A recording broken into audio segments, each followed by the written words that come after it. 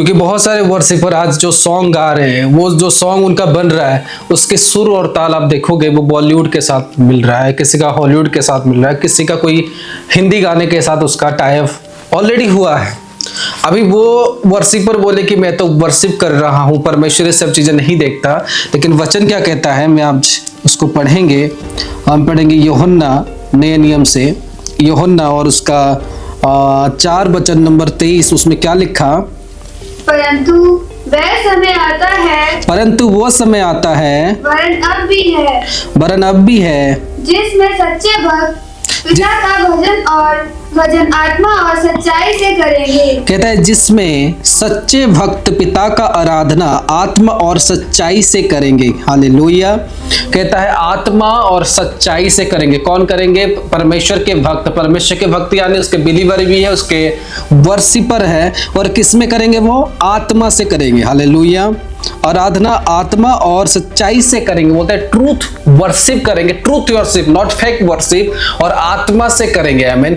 आज बहुत सारे लोग आप देखते हो जो लोग क्या करते हैं, वो गाने को कॉपी करके यानी वर्शिप सॉन्ग को कॉपी करके वो वर्शिप करते हैं। आगे पढ़े क्या लिखा? क्योंकि पिता ने अपने लिए ऐसे ही भजन करने वालों को ढूंढता है। देखो, परमेश्वर उन लोगों को ढूंढता है जो आत्मा और सच्चाई से वर्शिप करते हैं, और पिता उनके लिए भूखा रहता है। परमेश्वर उनके लिए भूखा रहता है। किन लोगों के लिए? जो आराधना आके खुद से करे नहीं, परमेश्वर जिनसे आराधना चाहता है, परमेश्वर उन्हीं लोगों को ढूंढता है जो आत्मा और सच्चाई के साथ वर्शिप करते हैं। आगे पढ़े उसका अगला आयत। परमेश्वर आत्मा है। हाँ, परमेश्वर आत्मा है और अवश्य है कि उसके भजन करने वाले आत्मा और सच्चाई से भजन करें। आत्मा और सच्चाई से भजन करें।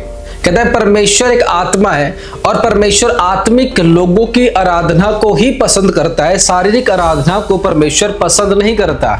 यानी एक आराधना जो होता है लोग शरीर से करते हैं, और एक आराधना ऐसा होता है जो लोग आत्मा से करते हैं। और शरीर से आराधना जो किया जाता है वो कॉपी होता है, जो आत्मा से आराधना किया जाता है वो अंतरात्मा से जब निकलता है वो अनेक होता है। हालेलुया। जैसे दाऊद आराधना करता था। दाऊद is a worshipper, also he is a prophet. Hallelujah. दाऊद एक वर्शिपर है, उसके साथ वो क्या है?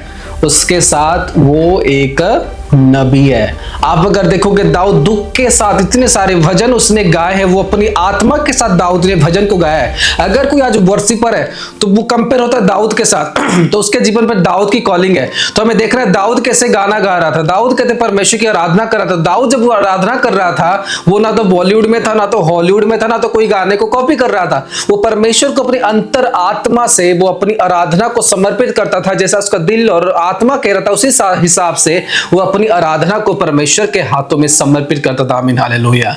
आपकी आराधना से लोगों को आपको खुश नहीं करना कि आपको अच्छे म्यूजिक डालना है। आपको आराधना ऐसे करना है कि स्वर्ग में खुशी मनाया जाए। आमीन। हालेलुया। क्योंकि आपकी आराधना का एक ही विषय होना चाहिए कि मुझे परमेश्वर को खुश करना है, मुझे परमेश्वर को ये आराधना मेरा पसंद आना चाहिए। और परमेश्वर जो वर्शिप पसंद करता है वो spiritual worship, not devil worship. Devil worship जो है, जैसे आप देख रहे हो दुनिया में बहुत सारे गाने ऐसे हैं जो आपको सुनने को मिलेगा जो वर्शिप लोग कर रहे हैं। वो किसी मैंने तो ऐसे भी सॉन्ग सुना है जो किसी भजन का सॉन्ग लाके उसको मसीह में डाल दिया गया।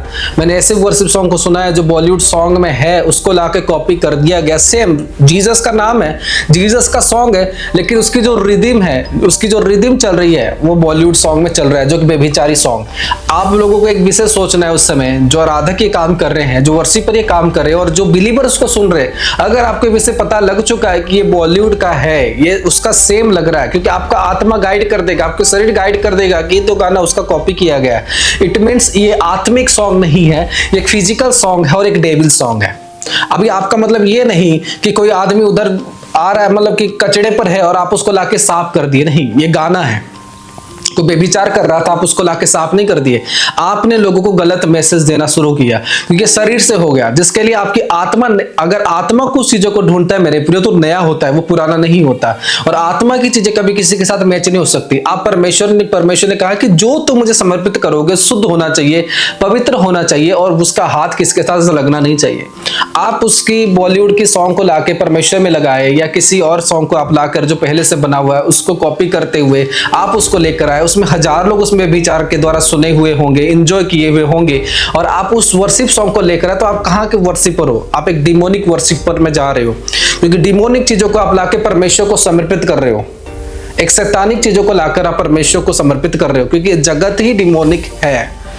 डार्क की चीजें परमेश्वर में नहीं लाना, लेकिन इंसान क्या कर रहा है? डार्क की चीजों को परमेश्वर में ला रहा है, उसको परमेश्वर में मेहनत नहीं करना।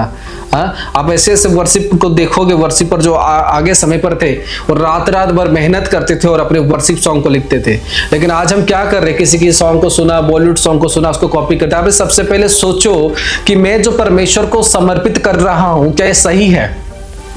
मैं परमेश्वर को एक व्यभिचारी सॉन्ग लाके समर्पित कर रहा हूं, मैं परमेश्वर को दे रहा हूं। क्या मेरे अंदर इतनी ताकत नहीं है कि अपने अंदर से मैं एक गाना परमेश्वर के लिए लिख सकूं, अपनी आत्मा से लिख सकूं? यहाँ पर कहता है कि परमेश्वर एक आत्मा है, और आप बोलते कि वो अगर आत्मिक सॉन्ग है, वो फिर कैसे एक बॉलीवुड सॉन्ग के साथ ताल्लुकात हो गया, किसी मूवी के सॉन्ग के साथ ताल्लुकात कैसे हो गया? अगर आपने अपनी आत्मा से सॉन्ग ढूंढा है, इफ यू से कि मैं आत्मा से अपनी सॉन्ग को ढूंढा हूं, तो आपकी वो सॉन्ग दूसरे किसी के साथ मैच कैसे हो रहा है? पूरा मैं उन लोगों को नहीं बोल रहा कि जिन लोगों की थोड़े थोड़े मैच हो जाते हैं, क्योंकि आजकल के म्यूजिक सिस्टम के हिसाब से, लेकिन उन लोगों के लिए है जिनकी सॉन्ग पूरा ही बॉलीवुड सॉन्ग के साथ मैच होते हैं, पूरा ही उसका कॉपी होता है, पूरा ही उसका रिदम, पूरा ही उसका म्यूजिक, पूरे ही गाने के लिरिक्स सेम टू सेम होता है। बस गाने की राइटिंग अलग होती है, सुर अलग होता है जस्ट थोड़ा सा, लेकिन पूरा ही बॉलीवुड सॉन्ग वो करते हैं। क्योंकि परमेश्वर को जब आप कोई भी चीजें समर्पित करोगे, वो पूरा अच्छा होना चाहिए और आपके अंदर से होना चाहिए। आमीन, प्रेज गॉड। आप बोलोगे कि मैं परमेश्वर को अपना बच्चा दूंगा, तो आप अपने बच्चों को ही परमेश्वर को सौंपोगे। आमीन, हालेलुया। ये नहीं कि किसी का दूसरा बच्चा मैंने किडनैप किया, ले आया और मैं परमेश्वर को दे दिया। नहीं, जब परमेश्वर को आप अपने बच्चों को समर्पित करोगे, पूरा नया दोगे। तो उसी तरह से परमेश्वर को चीजें जो देने वाले, वो सोचो पवित्र होना चाहिए। जब आप इस वर्शिप सॉन्ग को लेकर आए और उसको आप लोगों के सामने प्रेजेंट करो, कभी सोचा है जो उधर आपके पास वाला होगा, कोई और धर्म जात का होगा, वो जब सॉन्ग को सुनेगा, अरे ये तो क्रिश्चियन सॉन्ग नहीं है, ये तो हमारे सॉन्ग से कॉपी किया गया है। कौन सा सॉन्ग? वो बेविचार वाला सॉन्ग। कौन सा सॉन्ग? वो बॉलीवुड वाला सॉन्ग। कौन सा सॉन्ग? वो हॉलीवुड वाला सॉन्ग। इस तो हमने सुना, इसको डॉब किया गया है। कभी सोचा है क्या इफेक्ट गिरेगा परमेश्वर के ऊपर कि परमेश्वर के लोग इसको कॉपी कर रहे हैं? मैंने ऐसे लोगों को देखा है जो भजन तक भी कॉपी करते हुए उसमें जीसस को डाल देते तो गाना हो जाता है। बहुत सारे ऐसे मूवी के सॉन्ग ले आए, उसमें यीशु मसीह का नाम ऐड कर दिया सेम। वैसे गाना था चाहे तुझको, उसको हिंदी बॉलीवुड गाना है यीशु तुझको करके लोग ऐसे कॉपी कर दिए।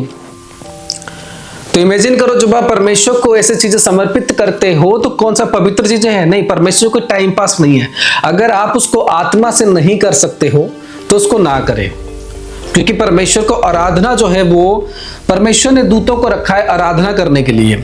और दूत होते हैं, जब आप परमेश्वर की वर्शिप करने लग जाते हो, you are also like a angel. आप एंजल नहीं हो, लाइक ए एंजल।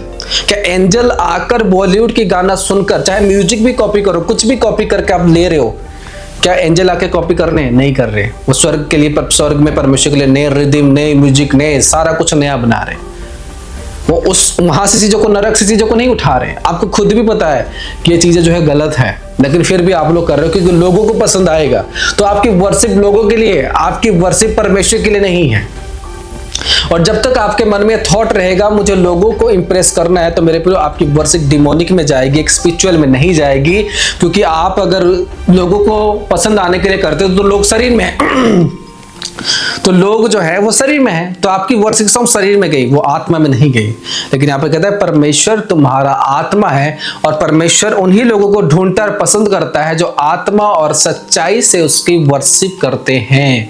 तो आपकी वर्शिप वो जो हो वो किसी के साथ ताल्लुकात ना हो, और आपकी आत्मा के अगुवाई के द्वारा वो वर्शिप हो।